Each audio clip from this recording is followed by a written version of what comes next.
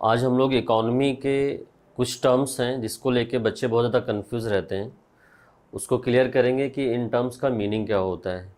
जैसे inflation, deflation, disinflation, reflation, इसको लेके बच्चे बहुत कंफ्यूज रहते हैं और मुझे मैसेज भी करते हैं कि सर इसका डिफरेंस एग्जैक्टली समझा दीजिए। तो आज का ये जो वीडियो है वो इसी का डिफरेंस क्लियर करने के लिए। तो उसके लिए सबसे पहले हम लोग देखते हैं कि इन्फ्लेशन क्या होता है। देखिए, इन्फ्लेशन को अगर हम सिंपल लेमन टर्म में बोलते हैं तो वो महंगाई, लेकिन जब हम इकोनॉमिक्स के टर्म में देखते हैं तो इसी को मुद्रास्फीति लिखा जाता है। अब इसको जनरली ऐसे समझिए कि कोई चीज़ अभी 100 रुपये में मिल रही थी, वो 105 110 में मिलने लगी, तो इसी को मुद्रास्फीति बोलते हैं। ये बहुत लेमन टर्म में समझने के लिए। बट जब हम इसके टेक्निकल की बात करेंगे इकोनॉमिक्स में, तो हम एक बास्केट लेते हैं। इस बास्केट में कुछ गुड्स एंड सर्विसेज होती हैं।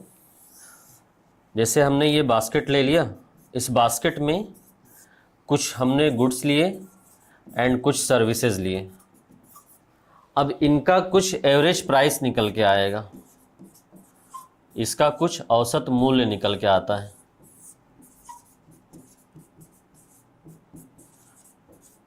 इसी औसत मूल्य में अगर एक निश्चित समय अवधि में वृद्धि हो जाती है तो उसको हम लोग मुद्रास्फीति या इन्फ्लेशन बोलते हैं। हम लोग बास्केट लेते हैं, लेकिन पूरे लेक्चर में आगे हम लोग पढ़ने के लिए सिर्फ एक कमोडिटी लेंगे। जैसे हम एक सेब लेंगे 1 किलो, या 1 किलो आम ले लेंगे, समझने के लिए कि ये होता क्या है एक्चुअल में। बट इसका जो टेक्निकल है वो यही है कि एक बास्केट में कुछ गुड्स एंड सर्विसेज होती हैं। उन गुड्स एंड सर्विसेज का आप कोई एवरेज प्राइस निकालते हैं या औसत मूल्य निकालते हैं। उस औसत मूल्य में एक निश्चित समय अवधि में कोई वृद्धि हो जाती है या बढ़ोतरी हो जाती है तो उसको मुद्रास्फीति बोलते हैं। ध्यान रखिएगा, इकोनॉमिक्स में जब भी हम कोई चीज़ बोलते हैं तो उसमें एक निश्चित समय अवधि हम लोग ज़रूर लेते हैं, क्योंकि आप बता कैसे पाएंगे कि कोई चीज़ कम हो रही है या ज़्यादा हो रही है, ये आप कैसे बता पाएंगे अगर आप समय नहीं लेंगे। जैसे मैं बोलूँ कि मेरी कमाई बढ़ गई है या मेरी कमाई कम हो गई है, तो आपको ये एक निश्चित समय से तुलना करेंगे तब पता चलेगा ना कि मेरी कमाई बढ़ी है या घटी है। तो ऐसे मुद्रास्फीति क्या है, एक तरीका है ये नापने का, महंगाई को नापने का। महंगाई क्या है, तो एक फिर से मैं रिपीट कर देता हूँ। मुद्रास्फीति का मतलब है एक बास्केट में वस्तुओं एवं सेवाओं के औसत मूल्य में एक निश्चित समय में होने वाली जो वृद्धि है उसको मुद्रास्फीति बोलते हैं। अब हमने बोला था कि ये टेक्निकल डेफिनेशन है। जब हम एग्जाम्पल लेंगे तो एग्जाम्पल हम इस तरह से ले सकते हैं। जैसे मान लीजिए हमने कोई ये बास्केट लिया था, इस बास्केट में हमने मान लेते हैं सेब रखा था, आम रखा था, और हम मान लेते हैं शिक्षा या कोचिंग का फीस ले लेते हैं, ये रखा था। अब इसका पहले जो औसत प्राइस निकल के आ रहा था वो 100 रुपये था। ये कब था, ये हमने समय ले लिया है 2022 कि 2022 में ये सेब, आम, शिक्षा का औसत मूल्य जो निकल के आया था वो 100 रुपये निकल के आ रहा था। बट अगर हम इसको 2024 में देखते हैं तो यही चीज़ का मूल्य, जो औसत मूल्य था, वो बढ़ के 150 रुपये हो गया है। तो ये जो 100 से 150 हुआ है, इसी को मुद्रास्फीति बोला जाता है। अब आगे हम जो और टर्म्स हैं समझने के लिए, उसमें हम एक ही कमोडिटी लेंगे ताकि आपको समझने में ईजी रहे, बार बार एवरेज मूल्य आपको औसत प्राइस ना निकालना पड़े। फॉर एग्जांपल जैसे हम सेकेंड टर्म देखते हैं कि क्या है। दूसरा है हमारा डिफ्लेशन या अपस्फीति। डिफ्लेशन या अपस्फीति क्या है, ये मुद्रास्फीति का जस्ट उल्टा है। जैसे मुद्रास्फीति में क्या है, एक निश्चित समय अवधि में एक बास्केट के वस्तुओं और मूल्यों में, वस्तुओं और सेवाओं के औसत मूल्य में जो वृद्धि होती है उसको मुद्रास्फीति बोलते हैं।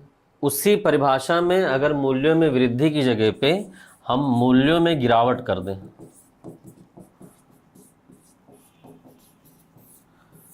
मतलब एक बास्केट है, उस बास्केट में कुछ वस्तुएं एवं सेवाएं लेंगे, उस वस्तुओं सेवाओं का कुछ प्राइस निकलेगा, एवरेज प्राइस। उस एवरेज प्राइस में जो गिरावट होती है एक समय अवधि में, उसको हम लोग अपस्फीति बोलते हैं। तो मुद्रास्फीति का मतलब कोई चीज़ महंगा हो गया है, और अपस्फीति या डिफ्लेशन का मतलब कोई चीज़ सस्ता हो गया है। नेक्स्ट जो इसका टर्म है जिसमें बच्चे कंफ्यूज होते हैं, ये दोनों को तो लेके कोई कंफ्यूजन नहीं होता है, कंफ्यूजन होता है डिसइन्फ्लेशन को लेके या अस्फीति को लेके। इसको मैं आपको एक एग्जांपल से समझाता हूँ। पहले आप लोग एग्जांपल समझिए। मान लेते हैं कि जनवरी 2022 मैंने बोला था कि अब हम आगे से एक कमोडिटी लेंगे। 1 kg सेब का जो प्राइस था ये था 100 रुपये। ये जनवरी 2022 में था। अब हम लोग मान लेते हैं मार्च 2022 में इस सेम 1 kg सेब का जो प्राइस है ये बढ़कर हो गया है 120 रुपये। फिर हम मान लेते हैं सितंबर में आ जाते हैं। सितंबर 2022 में 1 kg सेब का जो प्राइस है वो हो गया है 110 रुपये। ये हमने एग्जांपल मान लिया है। बास्केट हमने इसलिए नहीं लिया कि आपको कैलकुलेट करने में ईजी हो। जैसे हम जनवरी 2022 अगर हम कंपेयर करेंगे तो 1 किलो सेब हमें कितने मिल जा रहा था, 100 रुपये मिल जा रहा था। लेकिन हम मार्च 2022 में आते हैं तो 1 किलो सेब 120 रुपये में हो गया। अब अगर आप इस दोनों समय अवधि को जनवरी और मार्च को कंपेयर करेंगे तो ये चीज़ हमारी क्या हो गई, इन्फ्लेशन या मुद्रास्फीति, क्योंकि इसका जो मूल्य था वो मूल्य बढ़ गया है। लेकिन अगर हम यहाँ पे देखें सितंबर 2022 में तो 1 किलो सेब का जो मूल्य है वो 110 रुपया हुआ है। अगर हम ओरिजिनली इसको कंपेयर करें, पहले 1 किलो सेब कितने में था, 100 रुपये में था। फिर 1 किलो सेब का रेट मार्च में बढ़ के कितना हो गया, 120 हो गया। फिर वही 1 किलो सेब सितंबर में घट के 110 हो गया। तो आप यहाँ देखेंगे एक पैटर्न बन रहा है। 100 रुपये से 120 हुआ तो हमने क्या बोला कि ये इन्फ्लेशन हो गया। अब ये 120 से घट के 110 हुआ है, लेकिन अभी भी 100 से ज़्यादा है। अगर हम ये समय अवधि, इसलिए मैंने बोला था समय अवधि देखना बहुत ज़रूरी है। अगर हम ये समय अवधि देखें जनवरी वाला और इसको कंपेयर करें सितंबर से, तो बीच में क्या हुआ था, 100 से 120 हुआ और 120 के बाद फिर क्या हुआ, 110 हुआ। मतलब यहाँ पे जो मुद्रास्फीति की दर थी वो 20% थी। लेकिन अगर हम इसको और इसको कंपेयर करें तो मुद्रास्फीति की दर कितनी आ गई, 10% आ गई। ये आप ध्यान से समझिएगा। 100 से 120 हुआ, फिर 120 से 110 हुआ।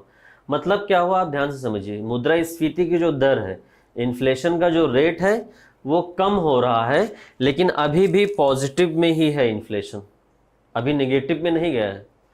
100 से 120 हुआ तो 20% इन्फ्लेशन, फिर 120 से घट के 110 हुआ। लेकिन अभी आप 100 से कंपेयर करना है, समय अवधि हमें 100 लेना है, तो कितना हुआ इन्फ्लेशन, 10% हुआ। तो डिसइन्फ्लेशन का सिंपल सा मतलब है कि इन्फ्लेशन का रेट डिक्लाइन हो रहा है, बट इन्फ्लेशन अभी भी पॉजिटिव में है। जैसे एग्जांपल यहाँ से समझिए, इन्फ्लेशन पहले 20% था, अब ये डिक्लाइन होके कितना हो गया है, 10% हो गया है। इसी को डिसइन्फ्लेशन या अस्फीति बोला जाता है। अगला हम लोग देख लेते हैं, जो नेक्स्ट टर्म है हमारा वो है रिफ्लेशन या पुनःस्फीति। देखिए इसमें नाम में पता है, पुनःस्फीति मतलब कि महंगाई फिर से हो रही है या मुद्रास्फीति फिर से हो रही है। इसको पुनः मुद्रास्फीति भी बोला जाता है। यहाँ पे भी हम एग्जाम्पल लेके समझते हैं, वो सबसे बेस्ट तरीका है इस चैप्टर को समझने का। जैसे हम लोग मान लेते हैं जनवरी 2023 ले लेते हैं। हमने माना 1 किलो सेब जो था ये 100 रुपये का था। फिर हम लोग आ जाते हैं मार्च 2023 हम लेते हैं, तो 1 किलो जो सेब था ये 90 रुपीज़ का हो गया। फिर हम लोग आ जाते हैं सितंबर 2023 में जो 1 kg सेब था ये हो गया है 95 रुपीज़। अब आप ध्यान से समझिएगा, ये पहले जनवरी में 2023 में 1 किलो सेब था 100 रुपये का, फिर मार्च 2023 में 1 किलो सेब हो गया 90 रुपये का। मतलब क्या हुआ, इन्फ्लेशन का रेट -10% है। और जब इन्फ्लेशन माइनस में हो जाता है तो इसी को हम लोग डिफ्लेशन बोल देते हैं। इन्फ्लेशन का रेट माइनस में गया तो वो क्या हो जाता है, डिफ्लेशन हो जाता है। तो 100 रुपये था, 100 रुपये से -10% करेंगे तो 90 रुपये में आ गया। अब सितंबर आप देखिए, सितंबर में ये 95 रुपये हो गया है। अब आप अगर इन्फ्लेशन का रेट कंपेयर करेंगे इस समय अवधि से, जनवरी वाले से, तो इन्फ्लेशन का रेट ये जो 95 रुपये हुआ है, अगर इससे कंपेयर करेंगे तो कितना हुआ, -5% हो गया। अब आप ध्यान से समझिएगा इसको। रिफ्लेशन में क्या होता है, रिफ्लेशन में जो इन्फ्लेशन का रेट होता है वो बढ़ रहा होता है, पर वो अभी भी निगेटिव में होता है। जैसे पहले क्या हुआ, 100 रुपये से 90 हुआ तो इन्फ्लेशन रेट कितना था, -10% था। फिर क्या हुआ, ये 95 हुआ, इन्फ्लेशन रेट कितना है, -5% है। तो ये इन्फ्लेशन रेट बढ़ रहा है, घट नहीं रहा है, ध्यान समझिएगा। पहले -10% इन्फ्लेशन था, अब कितना हो गया, -5% इन्फ्लेशन हो गया। तो -10 और -5 देखोगे तो -5 बड़ा होता है, -10 छोटा होता है। तो अगर कोई चीज़ -10 से -5 हुई है, इसका मतलब वो बढ़ी है। तो रिफ्लेशन का मतलब क्या होता है कि मुद्रास्फीति फिर से बढ़ रही है, लेकिन वो अभी भी निगेटिव में है। जैसे यहाँ पे देखो अभी -5% है। तो ये चारों टर्म मैं ग्राफ में बता देता हूँ आप लोग को, आप लोग इजीली समझ जाएंगे। इन्फ्लेशन मैंने क्या बताया था, इन्फ्लेशन में क्या होता है, मुद्रास्फीति की जो दर होती है वो लगातार बढ़ रही होती है। तो यहाँ पे हम लोग लिख देंगे इन्फ्लेशन। ये देखिए लगातार मुद्रास्फीति बढ़ रही है और पॉजिटिव में है। तो मुद्रास्फीति अगर लगातार बढ़े और पॉजिटिव में रहे, यहाँ पे पॉजिटिव होता है और यहाँ नेगेटिव होता है। तो मुद्रास्फीति अगर लगातार बढ़ रही है और पॉजिटिव में है तो उसको बोलते हैं इन्फ्लेशन।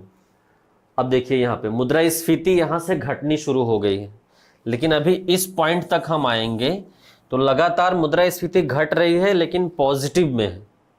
तो मुद्रास्फीति अगर लगातार घटे परंतु पॉजिटिव में ही रहे तो उसको हम लोग बोलते हैं डिसइन्फ्लेशन।